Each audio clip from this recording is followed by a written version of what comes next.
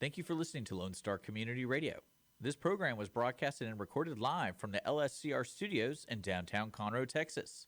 Lone Star Community Radio is supported by listeners like you. Donate and sponsor today. For more information on getting involved with Lone Star Community Radio, contact us at lscrstudios@gmail.com or visit us online at www.irlonestar.com.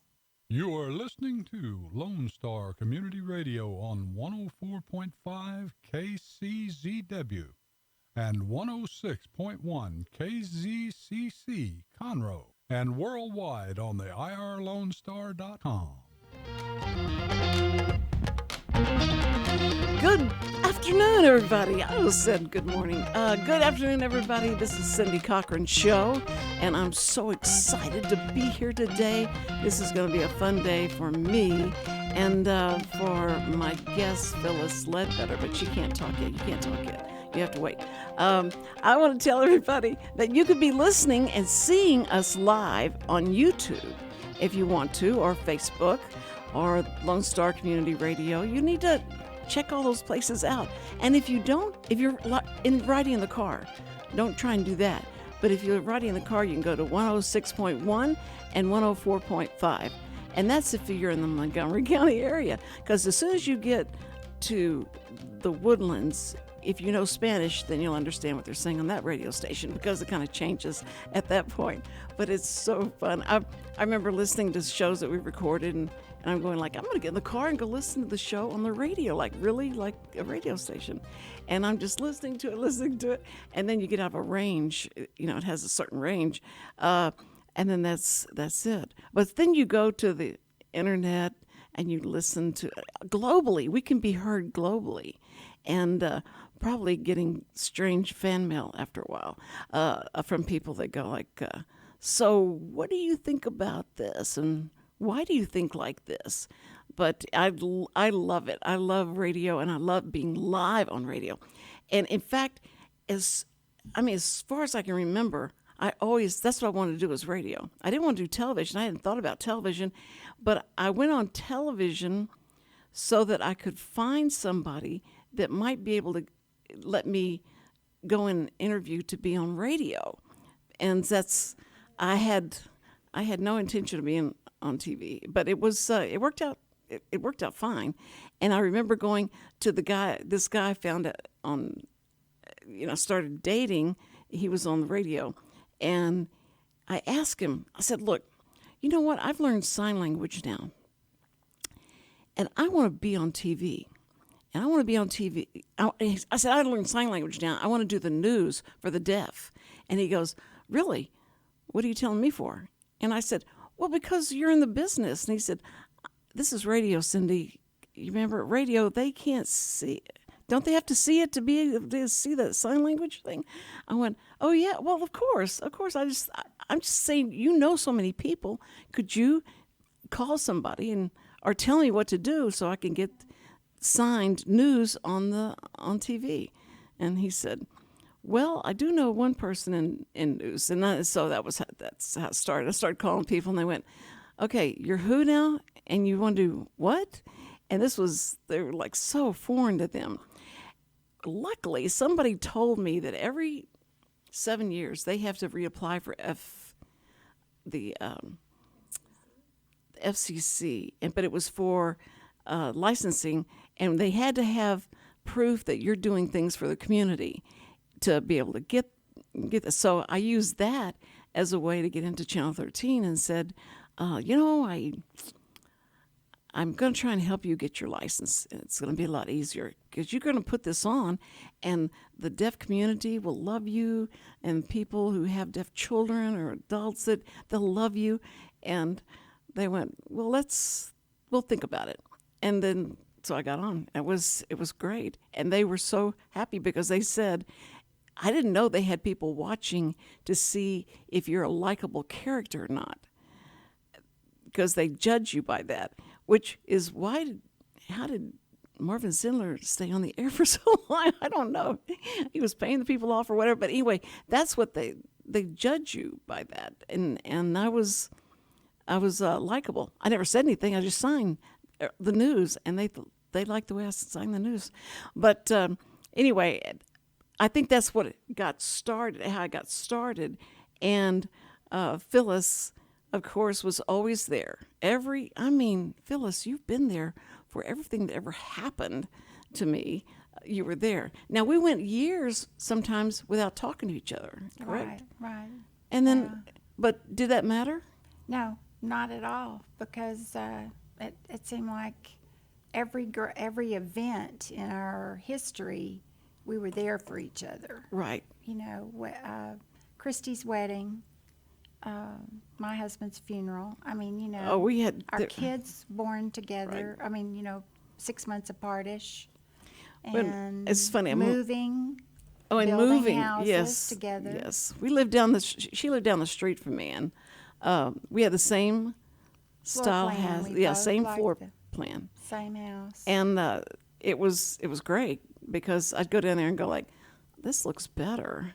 How did y'all do this better than ours? We have the same floor plan." Well, I don't understand. You finished off that. You that. had a husband though that sold paint. Yes, right.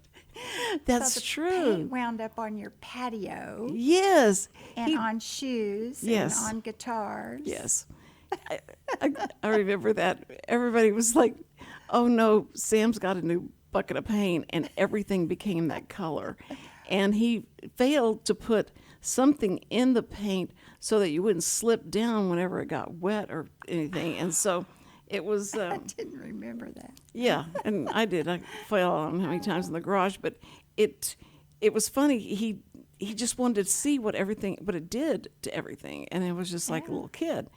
And so, yeah, he sold paint, and that was a good deal. Did really well at Yeah, it too. he did real well. Very, very well. Yeah, but I remember the kids saying, "I don't want to tell people my dad sells paint."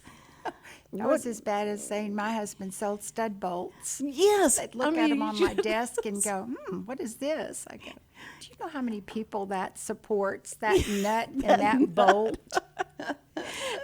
What's funny is that Paul asked Sam is my husband, and Paul asked him one time, "Listen, I'm starting a new adventure, and I want to see if you want to invest in it."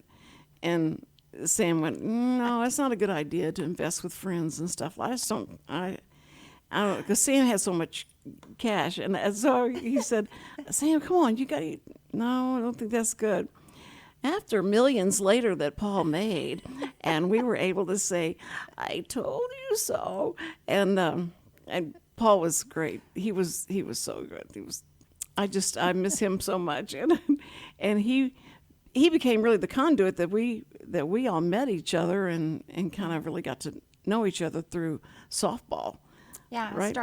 I helped found A-Leaf Adult Athletic Association, if I can get that out, and you were pitcher, outfield. Shortstop, great batter, and Paul finally at the end of one season did a tournament team.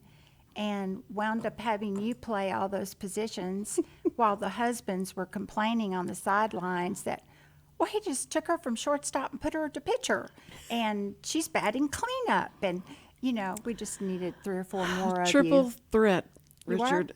I was a triple You threat, absolutely and we became so competitive, and softball just overcame us and took over our lives, and that's all we did. And That's where we that was were. the most fun time. Sam and I would go in the front yard and throw the ball, and he would. It was like a competition who could burn the other's hand out. You know, like throwing it as hard. Sam always won, but we'd do that out in the front, and you had neighbors like, "Y'all should be mowing that yard probably instead of playing baseball." But we loved it. He was on the men's team, and Paul was the coach of the girls' team, and the our girls kids played together. Yes, Chad. right. Yeah, so they had it was great. It was just like typical little family, you know, except we were so hard about playing this game. This Yeah, was we were. That was serious business. it was serious business, and I mean, and the gossiping that went on. Women are horrible. Why are women so bad about gossiping? And it was just a strange time. If you've ever been on teams and on a women's team and talk about each other and how mean and how serious they got. And I told you about I was playing shortstop one time. I don't know who was playing first base, but the girl that had come up and stood there, she was standing there, and the first baseman came over and said, "Hey, Cindy, I just heard the coach tell her to take you out." Yeah. And I went, "To take me out where? Where? No, take you out. They want you gone." And I said, "Okay, all right, this is going to be fun." And so the next batter got up and hit a line drive right to me. And that girl was coming down the lane to get me and take me out. And I backed up and just took the glove and with the ball in it and with her abdomen and put her out. I mean, just didn't put her out, but got her out. Yeah. And it was great. It was so much fun. And but something comes over you, and I would have never, I mean, I should have just, opened up the way and said, go ahead. If you're that serious about getting to third, go ahead. Or second, go ahead. Yeah. But it was just a fun time, and all the families that came out to watch, and you could yell at that time. Phyllis, you can't yell at a baseball game anymore. Oh, no. You can't say anything. No. So I didn't know this. And I went out to Cash. Cash is my youngest grandson. And he's playing baseball. Right. And you can't say, "Come on, Cash, you can do it. You can do it. Come on, go, come on." And the umpire gives him a bad call and go, "Oh, come on, you're not even looking." People come up and go, "You can't say that. You can't talk like that to the umpire." And I went, "Okay." So the kid on the other team comes up to bat, and I go like, come on, swing batter, swing." And you're not supposed to do that either. You can't make them swing batter because they think the coach is telling them to swing, and that's not fair. And I went, "Oh, okay." So what do? You just sit there, and if something happens, then you clap, and that's okay. Yeah. I tell them to keep running. Just keep running, because they're not going to catch the ball once it's thrown to them. There's a little league, and it's true. They don't catch. So if you just had the mindset, I'm just going to keep running. All you're going to do is just keep running. If you get, if they get you out, it's all miracle. Yeah. Because it doesn't happen like that. No, it's way different today. Oh yes, yes. But Paul was a great coach, and he was so coach. sweet to all those girls. Those girls were He wanted to win, though. He put me on the bench. Yeah, that really helped our friendship. He took me out of the batting order. So it's okay. Oh, yeah. Especially when he found out they had a ringer from Houston, the big league in Houston. Oh. Remember that? Yes, that's right. They brought a ringer in, and so that's why he changed up. He said, "Man, I got to get Cindy at almost every position." That's funny. I did not coach her to say that. That's purely the truth. Yeah. No, but I love that, and I think we both loved anything like anything that had to do with sports. We liked it. It's just it was in our blood. But growing up, I couldn't play in sports because I couldn't wear shorts because of church. My mom would not let me wear shorts, and so she went to the school and said, "This gym outfit that you have for her, she can't wear. So I'm going to have to make her something else that she can wear because she can't wear shorts." And that was so embarrassing. But it was. That's why I was so excited when I got married, and I didn't have to ask my mom if I could wear shorts, and I could be on the team, and it was great because Sam loved sports too, and so it worked out real well. Yeah. Plus, we had a nice racquetball club by where we lived. Oh yeah. And we were all into that for a while, and you were beating everybody in the neighborhood. The guys. Beating everybody in the neighborhood. That was always fun. I was obsessed with that. You were good. In fact, when Christy was born, Yeah. I held her like this. Was it Christy? No, sorry, it was Christy. And I held her like this and played racquetball. And You did. And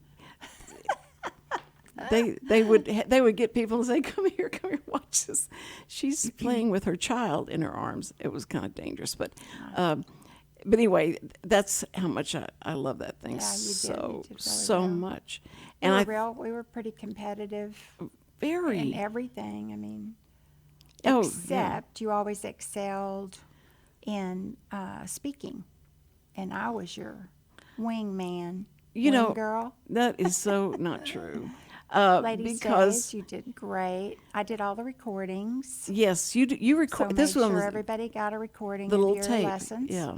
Yeah. We That's did that's that for right. years. We did that positive thinking was really Yep. in, and I love that. I just loved everything about that. It was so much fun to learn about how you can actually have skills to make yourself happy when you're Yep. could be sad, and that's what I loved about it. And we would go these places.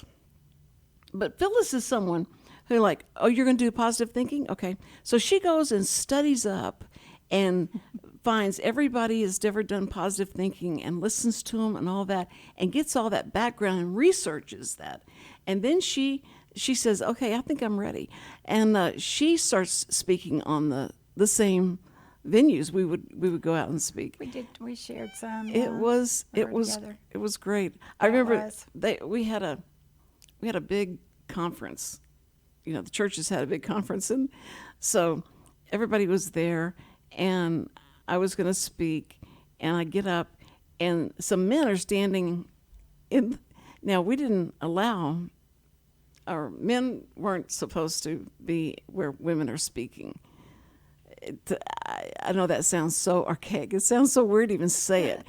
But I'm seeing these men hanging out over the side over there, and I'm going like, should I keep talking or what? And of course I did. And I felt like I was doing really something wrong, but they were doing. Yeah. They were there to see what I was talking about, because we had good crowds. I mean, we had good people, a lot of people coming in, and they just want to make sure I was saying the right thing and not bad-mouthing husbands or saying, oh, don't worry about the kids. Let the husband take I care of think them. that was Tulsa, wasn't it? No, you got to go to Tulsa because I was sick or something, and you got to go to okay. Tulsa. And that was like the pinnacle of going to Yeah. speak anywhere. Anywhere was there. Yeah, was Tulsa. I thought you went there. No, Yeah. I know I probably talked about it so much and thought about it so much, it never happened. Yeah. It never was Then meant you to be. taught me sign language. Yeah, then I and taught you sign enough language. to get to do songs, and then we would travel around. Yes. People would invite us to do songs, and we would sign. Yes. Yeah, we And, had so many different We had so many things Areas to bond over. that we were going to, let's see, we'll have T-shirts, we're going to sell T-shirts, and we're going to sell, we never made any money, and we were going to open a place to eat. And I said, let's call it a place to eat. And everybody went, I don't know, that's a good idea. No, because they'll say, let's go someplace to eat. And they'll go like, okay. And they'll go to our place because it's a place to eat, some place to eat. And I go, Cindy, stick to racquetball or something. But I remember that was a lot of fun. We would, and Phyllis takes me to these restaurant, the places where you sell all the restaurant equipment and stuff. She just when she gets into something, baking bread section of my life where it was baking bread, learning how to make pies, learning how to, oh my goodness, grow sprouts. I Wow. think my kids got sick of sandwiches with sprouts. oh yuck. Yeah, Well, we did. We went through every phase. you became much more domesticated than I did. So that was great. I think Sam would go like, Phyllis's house is always so clean. It's so nice and clean there. Do you take anything from that? And I go, well, I don't know. Maybe she just has more time to do so. He says, y'all have the same amount of time to do anything. You could clean up. And I said, but You're also, pretty busy. Also, you can hire a maid to do that as well. So if we spend your money to get the maid, that will be good. I was not good at making money, though. You were good at having fun and making the kids in the neighborhood just delighted. I mean, you were doing movies, homemade movies with the kids in the neighborhood. We were doing puppet shows at my house. Yeah. And, Bible story puppet shows. And you Well, made one wonderful horror show that was It the scared top everybody. Of the neighborhood. In fact, it still scares Christy to think about it. Well, Don Nelson, who was on Channel 13 at the time, he had a son that was about the same age as Christy, and he came over, and Christy showed him that movie, and he came and he was so upset because he was so scared. He told Don, he said, "They just showed me this movie," but it was, at that time, I had no editing. There was nothing you couldn't edit. Yeah. I mean, you could edit, but not with what we had. The cameras just came, and you could take these movies with the camera, and you had battery packs that you wore. It was They were heavy. oh, it was so. And so the first thing I wanted to do was make a horror film because I love scary movies, and so we did, and we had to shoot something, and then I pushed pause. And then we had to get the music going, and the music would have, it was crazy. It was just absolutely crazy, but we did it. We got it done. And Brian White was so good at doing, special effects type of things. And he made this hand with a Playtex glove and made this hand. Yeah. And so that there was a monster living in the attic. And so we go up the 150-degree attic and shoot this monster. It was so much fun. I still, to this, I can see that movie. I don't know where it is, but I can see that movie. And it was so much fun. Yeah. And the kids were so good and compatible. Most of the time, they weren't fighting.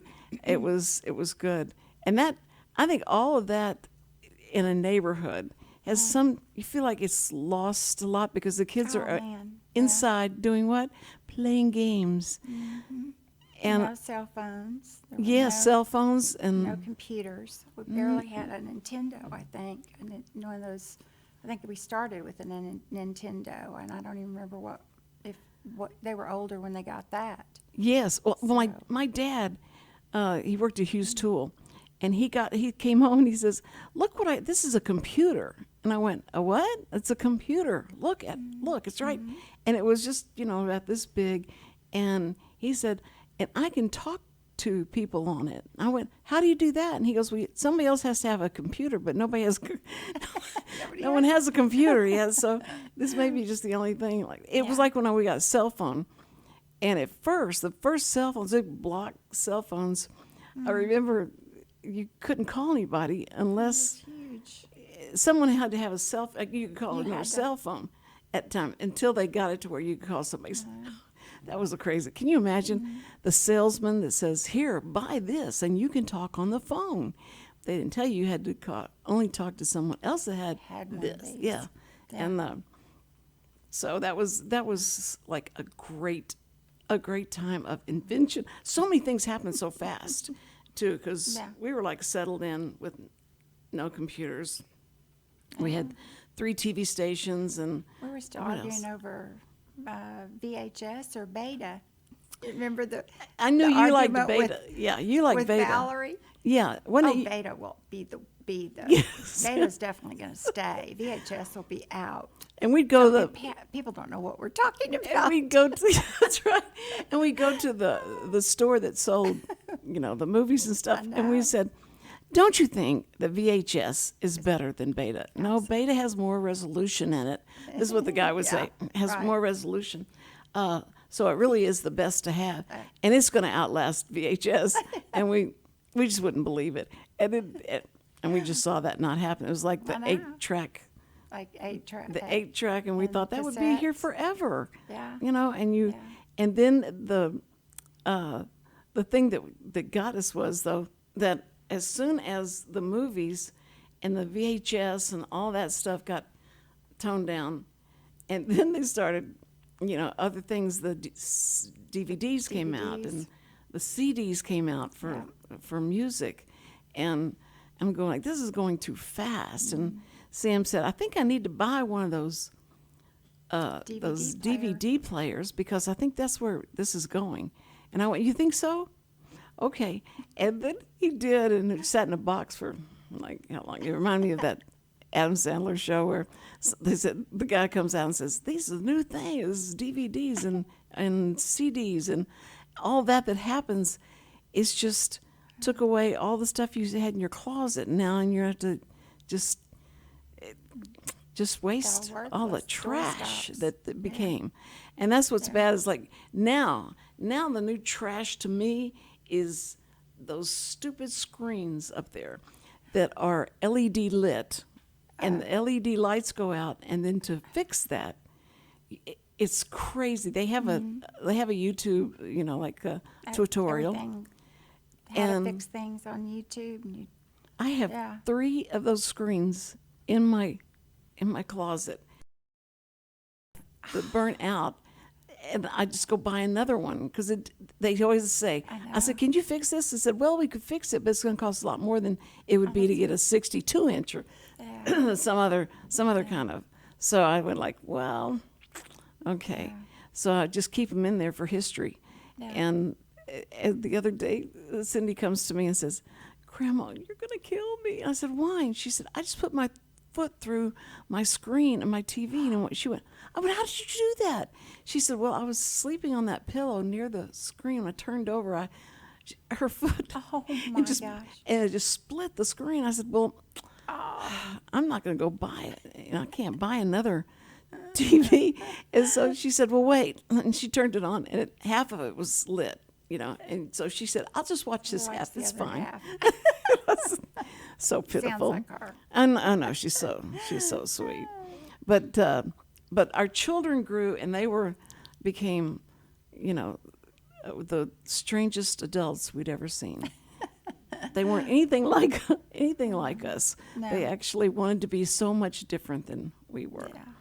Chris wanted to be, Chris became like the most normal kid. Right. And Chad became the most normal kid because Christy and all them wanted to be in entertainment, and they wanted to do things because she wanted to act, and she was a great actress, great, but they wouldn't pay the bills, and so and then she started teaching. She's so glad she's a teacher. Chad did the same thing. Chad wanted to do stand up at first, and then Chad became like Science teacher. he said, "I'm going to teach science. This is going to be great." So we had so many watching them change and do things that were just, we just had to sit back and go, "There's nothing you can do about it now because you've done." And you just hope that scripture, when they get old, they'll turn back and remember the things you taught them. The kids remember Cindy and remember our puppet shows. And, remember all the teachings. I mean, I think your kids are amazing, and your grandkids singing at church last night. Yes, took the house down. That was a talent show, and they did so well. It's amazing. Yeah. But I mean, good kids. But Aunt Phyllis, because Christy would want to call you, all of them did, because she cooks. She has food ready, and you should see all the stuff she cooks. Mom, why don't you cook like that? Well, she knows how to cook better than I do. Wow. So Nobody makes spaghetti like you. To this day, if I don't feel well, I want Cindy's spaghetti. It's the best recipe ever. To feel better. Well, mother and the kids, anybody that knows me knows I'm getting better because I started making spaghetti again. You can't eat that anymore. No, I can't, because this is pure bacon. Bacon grease. Bacon grease. Salt and pepper. You fry the bacon, but you don't throw the grease out. You put the sauce in there, and then you cut the bacon and eat the bacon and the sauce and it's just the noodles. Yeah, it's wonderful. I mean, It is. It really is. And, Samuel one time said, "Did you could you cook that spaghetti for my friends? I'm supposed to bring something that we cook at home. So could you cook that for them? I said, are you sure? Should we tell the parents what's in it, or should we let people know that? So he said, no, let's just cook that. Yeah. So I brought the whole stuff and brought all the things. And the little kid, these kids are like 8 years old, and they come in and go like, could you write that recipe down for my mom? I said, I was hoping you wouldn't even tell your mom how this recipe goes. I don't think they may not let you eat this very long. And that's probably why I ended up with heart problems, because, mother. Everything was cooked. We with fat back and bacon grease and all that in our generation before us. Yeah. And that made everything better, though. Yeah, it did. Yeah, food was a big part of our friendship. Yeah. And it's because you cook so well. and we go down. There's only like 2 things I think I can make now. I can do roast like my mom, and then I can do chicken. I found a way to do chicken that I couldn't understand how people got a chicken so tender. How do you get it so tender? I don't understand how that happens. And someone said, well, you put it at low degrees in the oven, and you cook it for a long time, for like 3 hours and stuff. Yeah. And that was just like the light came on, and I started doing that, and every time it came out so good, and it was perfect. And well, my kids always want your green beans and potatoes. Yeah, that was something, and that was full of grease. Yeah, that was full of bacon. I know that was part of why Sam, it was so good. Sam said he come out. He said, like, what do you cook today? What'd you cook today? And I went, I got tuna dip. And that's all he liked. Tuna dip. Okay, so he'd stop Cindy's at that. famous tuna, or Sam's famous. Yeah, he just loved it so much, and he said, that's what I'm going to die from, is as much mayonnaise as you put in this thing, and you're just killing me. And you bring chips home, and I can't help but eat the chips, and you make are you trying to kill me? Are you trying to poison me? And I went, I just don't believe that's going to hurt you. I mean, you just have such a good core about you, and I think everything's going to be fine with you, so you can eat this stuff. Two heart attacks later. What are we going to do for dinner?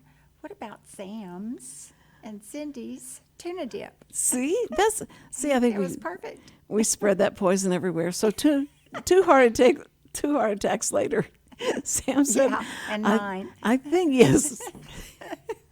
We always do what. We're even dressed alike today. This is so I haven't weird. Seen you in weeks. I know, and you got red and black. I got red and black. Both wearing red and black. Now, see, I think this is red, and Sam said he said, I think that's just maroon. And I went, no, I think it's red. It's definitely red. Thank you. He's got maroon on. Yes, he does, Richard. Yes, he's not paying attention. I love what's so great is we could say anything you wanted to. Yeah. And he's not listening to us. But one thing I do want to tell you is that you and I studied the Bible together. Yes, we did. You led me closer to Christ, and I was baptized at 28. I'd been baptized at 12, but I didn't really understand the full impact of the promise and the miracle that was my death, burial, and resurrection. So and let's I tell. really love you. Well, I love you so much, because and I talk about it all the time. You're, where she was going to church, she was going to church, and she felt like she could convert me at any time. She says, I'm gonna learn about this. I'm gonna study this, and this is gonna be great, because I'm gonna convert Cindy to this religion. And so I thought, okay, and you had 2 of the preachers at your house. Yeah. And they called, and you called and said, you want to come down for some cake? And I went, yeah, that would be great. It's like, I walk in, and these 2 preachers were just about to, they went, oh boy, we got somebody we're going to let you have it. And this is wrong. I think it's all wrong. What they were doing is what we were all taught to do. It's just like you try and out scripture the other person, and and it was just a big competition in a sense. Mm-hmm. And I don't think God ever meant for us to use the scriptures that way. But I remember that was so strange that they were so adamant about you've been teach or saying things to her that's not right, and that, and I was having to defend it, and one of them even called me on the phone later, and wanted to discuss something else, and I had to, dude, like I'm telling you that I'm just looking at what the scripture says, and if you don't see it that way, that's okay, But I was terrible. Because growing up, I was shown how to be really dogmatic, and I'd put the kids on the steps in front of our house. And I would stand there and preach them. I'd even rock on my heels, and just nailed them to the cross with scriptures. It was these poor kids going, when are we going to get the Kool-Aid and the cookies? I don't understand. What are you talking about? No one. It was terrible. But I wanted to be a preacher. I just, that's what I thought. I didn't understand that women were going to be preachers. But I could go out and speak, and I could, I could teach. And so I could do that part. Great teacher. And that's what was. Still are. So you're so sweet. Well, it's just because you're by on the way you live. Well, Sam would go I never know where she is. I don't know. She's always so doing something crazy, and he goes, "That's Cindy. That's Cindy." You brought the TTY. Didn't you bring in the TTY to the deaf for the fire department? I mean, you've done so many great, wonderful, good things. See, and there were people are going to think I just invited you here. Well, that's no, the TTY probably why was. We've been friends for 50 years because we both just appreciate and respect each other so much. That's what friendship's all about. I think those kind of things, but it just happens. God put you in the right place at the right time. But the TTY was what the deaf used, and they talked to each other over this TTY, and they'd have these big machines in their house, and they would type messages back and forth to each other. Yeah. And so you sure better not gossip or say anything, because they had it on paper.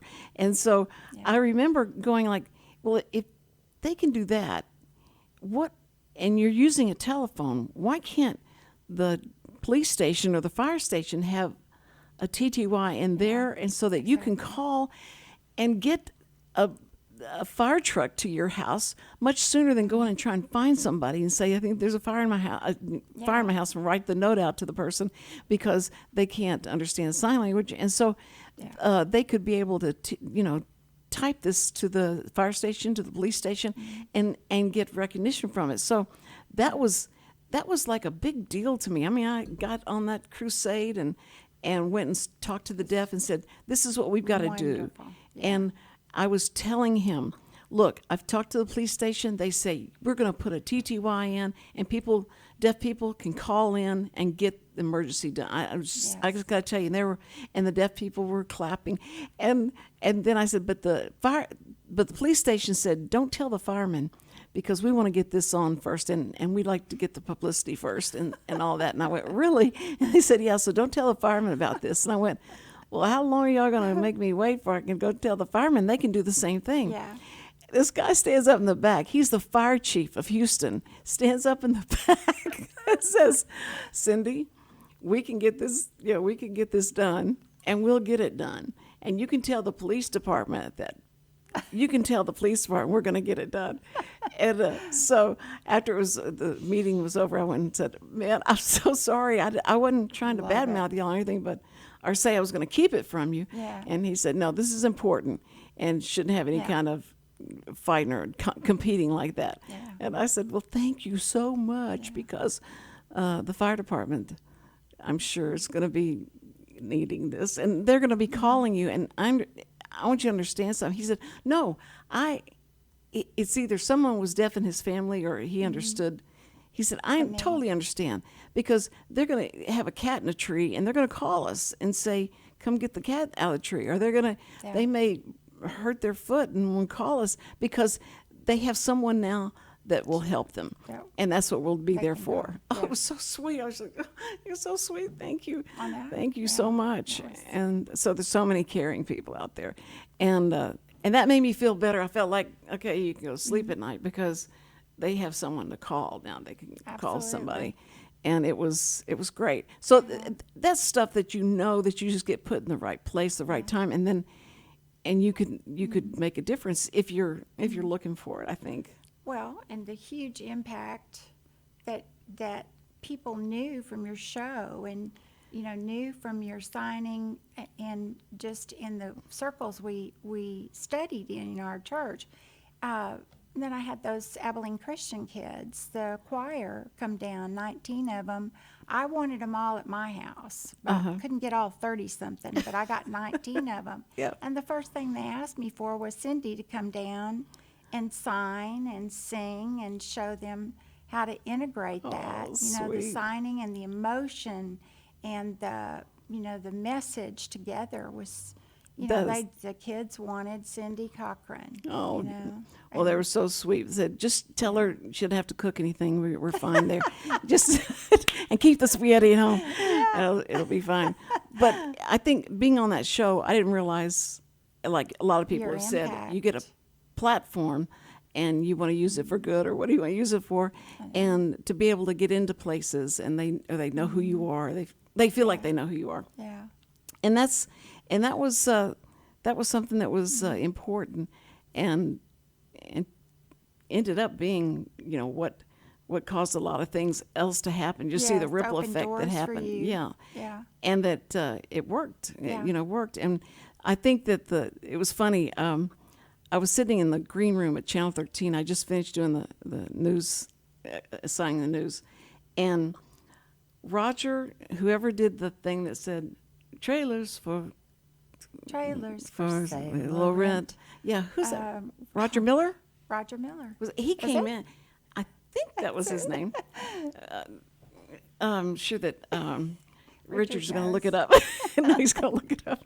Every time I say stuff, he'll go like, "Is that right or not?" Okay, I got it. But he came in, and I was sitting there, and he goes, "Hey, I saw you interpret the news, and do you know that Congress is taking line 21 of the TV, the lines that are on TV, Yeah. and they're going to dedicate that to caption so that the deaf can." I went, "That is Closed great. caption. That's so wonderful that that's going to happen." Of course, I'm out of a job now, right? No, but it was so wonderful that they had that. And I remember when that started, when the captioning came up, that deaf people would say, "You know what, though? I hate to read. I know. I just hate to read." I said, but I'm getting used to it. I mean, it's probably helping me with everything, but it's really hard to sit there and read it as fast as it goes You by. put so much emotion into your signing. That's what I would sit there and watch you, because the emotion that would go with the message was just. Well, and I- when you would sign the songs, Well, I it's think just that's so what- beautiful. Whenever I was doing the Carson show and saying, like it's the inflection. The deaf can't hear the inflection in your voice, so they have to watch your face and they watch your body language and all that. Yeah. And I found out that a lot of times when the deaf tell you things, they have not been brought up to say things in a way that wouldn't hurt your feelings. I know. Because You taught me that early on. they said, because they were going like, they signed my name, Cindy. Cindy. And then they said, you're getting, and then they did this sign, and I went, "What is this sign?" And someone else said, "Fat." Oh, that's fat. I know that one. Well, it's like these are your legs before you got fat. Now they're out like that. So, Oh, it's your thumb. yes, a Okay, thumb. and little That's really finger. fat. Yeah, so, anyway, I went, "Well, couldn't you have said that maybe you said like, Cindy, it looks like you gained a little weight." And they went, "Why would you say that? You look fat. You look fat." And I was like, okay, I love your transparency, but my goodness gracious, you could say something a little, just like the cats on the roof, or remember the thing about you don't say something died. You say like something's on the roof, the person's on the roof, and you don't just come out and say they're dead. And but anyway, we had that talk, and I said that, but that's what hearing people are used to, just lying through their teeth about the way they feel about something, and they're just trying to make people feel good. And so when you say, "Do I look good in this?" and they'll tell you the truth. That's what I found out. They're very truthful, so you got to be careful. If you ask them something, they're gonna let you know it, or your husband. I learned my husbands will do that too. I'll tell Sam, Sam, look, do you think I look good in this? And he goes, well, turn around. Let me see. Okay, turn around again. I went, why? And he goes, well, I'm just trying to figure out what I'm going to say. And I said, oh, so you don't like it? Then that's fine. But the worst was, because this will tell you the difference between Phyllis and I. Phyllis had her clothes hung up in the order of the season, the date, and it was just ridiculous. And you could see the bottom of her closet. Mine was not so, I hadn't seen the bottom of my closet a long time, and it gave Sam this reason. I came in, I said, look at this new dress I got, look. He said, you got a new dress? I said, yeah, let me see it. And so I showed it to him, and he took the dress, and he took it and he dropped it on the floor. He kicked it around. He said, that's going to look real good in your closet. And that's how we that sound like Sam? Oh, it's perfect. That's perfect for Sam. Perfect. And so he would tell me the truth about everything as well. But we're coming down to, we've got 15 minutes now. Oh, no. Now, I can't believe we've been Just talking talking. for 45 minutes. This is what best friends do. I know. They just this talk. is what we do. And you may, as an audience, know more than you ever wanted to know, and it was just too much information and you didn't care. But I think I just wanted to bring up the fact that you can be friends for over 50 years and have so much to talk about and so much sharing, so much bonding. And friends are important. And Such a I can blessing. remember one time I was standing for my brother had just been killed. This was like the night before. Night before he'd been killed. And that next day, I'm standing in front of the mirror, and I'm kind of out of it. I haven't cried or anything, and I'm standing there teasing my hair, and my hair is, and Phyllis appears at the door, and she goes, "Are you okay? Are you okay?" And I went, "About what?" About Ray. And I said, "Oh, yeah, just that was a terrible thing." And I said, "Mother and I are going to Luby's. Do you want to go with us?" And you went, "Y'all are going to eat?" And yeah, I'm going to Luby's. I said, okay. And you sat there and just kept watching me like, this is so weird. And we're having conversations. Your brother just was killed. This is so. And so I think great it was memory. like 2 more days that we had the funeral. And I saw one of the friends I saw him always with and everything. And I saw him. That was the first time I cried. I broke down and just cried and cried. And I realized I'd just been, Numb. ignoring it and being numb. That's exactly right.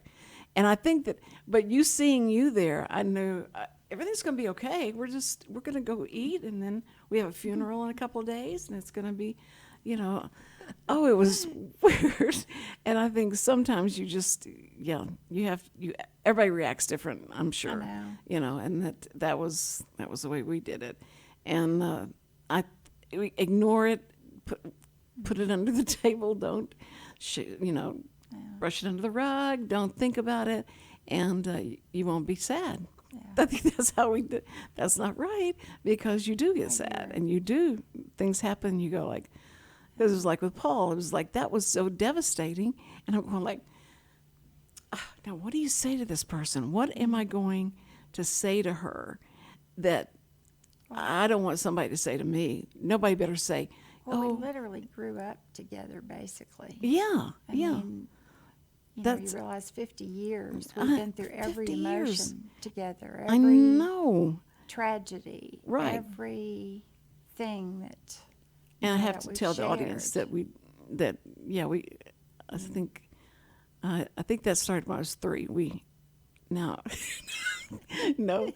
Oh, I wish I could tell people, like, we've been friends 50 years. Yeah, we met each other when we were 3.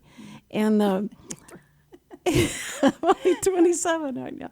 No, but we've been through so much, and it was at all the times that we needed that kind of friend, you were going to be there. You were there. Yeah. So I have just, We're the the perfect picture of you don't talk to somebody and then you just pick up the phone and pick up right where you left off. the previous conversation, or you say something and they know exactly where you are. Yes. And you just pick right up. That's exactly right. And that's what I think a really good friend Amazing is. blessing at this point in our lives. Well, because of what you've been through too. I mean, I think that's what we had. your heart and Yeah. your health lately, which I remember you thank called me and you God go, you're here. "You're going to have a what?" I'm going to have What a started out, quadri- it was it was just a stint. just a stint, Yeah. and then it went to 9 clogged blood vessels. 9? Yes. Richard's so tired of hearing this, but I couldn't believe it, and I never smoked or drank. Have you ever seen me smoke or drink? No, never. He doesn't Ever, believe it. no, He said that's- no. I think that you were on drugs and you didn't remember it. No, she's always been filled with the Spirit, never with Not chemicals. those spirits. I didn't need to always act it. I just took on whatever we go to parties and stuff like that. I started slurring my speech and stuff. I just by osmosis got drunk from just being around these people. know. But I never did that. So I never thought my heart would ever go. Oh. And boy, did it. I know. 9 clogged bacon grease blood vessels, and I should be writing a book. Don't do it. Let the pigs go. But Yeah. but it's been a ride, and it's been great, and it's not over yet. No. So that's fine, and we could do a really good book. Everybody else is writing a book. Yes. I mean, we could. and since you've seen the Elvis movie 6 times by now, how many times have you seen it? 6 times. Yeah. This is Elvis month, and we have to bring up his name. We have to invoke his name. Oh, that's right. It's Elvis week. Virtual. Yeah. You can do virtual if you're not Right. able to get to Graceland. Yes, and you Did went to virtual- Graceland. I did in 2020. And, I look back on that. That was just incredible because it was right during COVID. I walked into Graceland at 4 o'clock. The tour guide asked me my story about how my husband passing. And she said, you ought to, and I had a locket with his picture in it. She said, you ought to take that over and put it at his grave. She said, because they keep everything. They keep, if you lay a rose or you put a photograph, they keep it. So I quick jumped on the bus. Cindy, I was the only person in that house. I walked through Graceland all by myself, through every room. That's took so my typical. Pictures, That is so typical. all by myself. Phyllis. And all out into the backyard where they played football, and all into the racquetball court, all through everything, all the meditation garden. I was by myself. Now, there was a guard somewhere, their security, but I literally was by myself. I took my picture out of my locket of Paul and I in the 70s, and I laid it at the base of his And they're going to keep, marker. because Paul loved And I Elvis. took a picture Yeah. because I knew they'd take it up. He did. He was sad. He was like sad with all of us that how he passed away. But and then I got on the bus with maybe 3 other people that were at the bus stop, and we went back to the main My event place, goodness. the display place, the exhibition place. But the reason I say that's so Oh, typical is that wherever Phyllis went, we never got to NASCAR, but NASCAR, I said, have you driven with the guys around the track yet? And have you, because she'll get to a place, she'll know everybody, she gets everybody's name and how to, let me call your mom, and it's amazing what she can do. So she is that type, and I love her for it, because you just send her in first, and then you'll be able to get into anything you want to. Phyllis, thank you so much for being Thank here. you. We're I out love of you. time. Love you too, boy. And listen, guys, be sure and be with me next week. Yes. We've got a fun time next week. We've got Bill Morris, who was the one who he arrested James Earl Ray, who assassinated MLK, and we've got. But he was a good friends with Elvis, so Elvis is always Oh, inside wow. that. And then we have Steve Stollier, Steve Sawyer is Groucho Marx. He was his secretary for a long time, and Really? and he knows all about all that stuff. He's got so many stories about every celebrity there is. So he's going to be fun to talk to, and then eventually we will have Mindy Miller and all those people that yeah. And we got to Looking try and forward to get it that. all done Yeah. in August so that we can have everybody and Elvis have that compact, and then we can just replay this next August. I won't have to be here. We'll just keep replaying this over and over. But anyway, thank you so much, you guys. And you can go to YouTube. If you missed the show, go to YouTube. It's going to play over again. It's recorded, and it's on there. In fact, all the shows with all the different people we've had for over the past 2 weeks. Yeah. We've just been doing this shows. 2 weeks. Yeah, Good so it's shows. going to be No, I'm it's so gonna be glad fun. you're back. I'm Oh, well, so thank glad you. You're doing You missed me. well. I did. That's you great. know I did.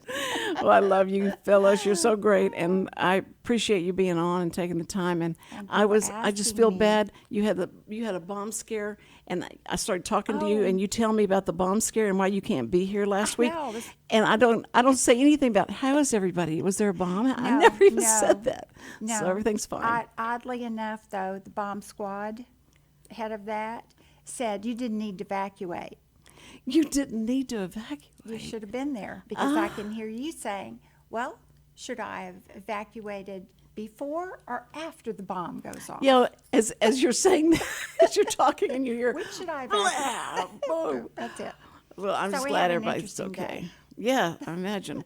Well, I'm glad you're okay. Yes, So you we guys are out too. there, be sure and listen to the Cindy Cochran Show Yes. any chance you get, because it's on a lot of places, and we appreciate it. Thank you, Richard, for being here and being supportive as you are.